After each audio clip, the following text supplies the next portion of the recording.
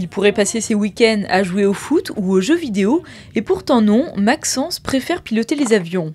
Ce jeune Issoussois de 13 ans s'est inscrit il y a 1 an à l'aéroclub du Val-de-Seine au Mureaux.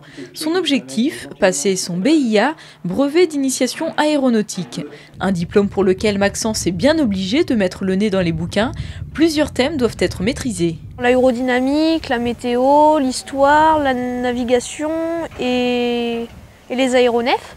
Et sinon là après les heures de vol que je passe, ça va compter pour mon brevet de base. Avant chaque heure de vol, Maxence et son instructeur procèdent à un briefing au sol, une sorte de cours théorique préalable à la mise en pratique en vol lorsque le jeune pilote sera aux commandes. Dès le début de la mise en œuvre de l'avion, c'est lui qui a les commandes. Dès le roulage, le décollage, l'atterrissage, c'est lui qui fait tout. Surtout que lui, je ne sais pas s'il est fait pour ça, mais c'est tout comme. Il y en a certains qui ont des facultés comme ça à ressentir les choses, à voir les choses. Moi, en tant qu'instructeur, il y a des fois, je suis obligé de focaliser l'attention des élèves sur un détail particulier, et lui, c'est pas nécessaire. Je suis content de progresser comme ça, mais aussi j'ai hâte d'être lâché pour pouvoir piloter tout seul, pouvoir emmener ma famille et tout ça. C'est à 15 ans que Maxence pourra légalement prendre les commandes d'un avion sans instructeur.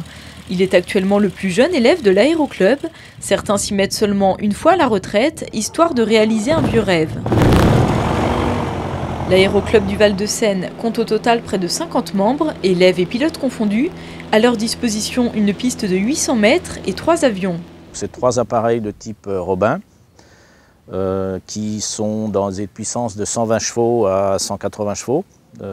Celui qui est en maintenance étant le plus puissant. On vole à des vitesses entre 150 et 250 à l'heure selon la puissance de l'appareil. Ceux-ci ne sont pas faits pour faire des loopings ou des figures de voltige. On fait du pilotage un peu plus sportif, un peu plus musclé en fonction, c'est-à-dire on peut faire des virages à grande inclinaison, des montées, c'est pas tout à fait des montées en chandelle, mais des montées un peu plus sportives. C'est le genre de choses qu'on peut faire avec ces avions, tout en restant dans un pilotage d'abord sécurité. Batterie on, plein froid, pompe on. Au-delà d'assouvir une passion, c'est pour l'utiliser dans le sens du voyage, parce que sur l'Émuronyme par exemple, et je vais descendre en 2h50, c'est le même temps que le TGV, sans la circulation et en me faisant plaisir bien sûr.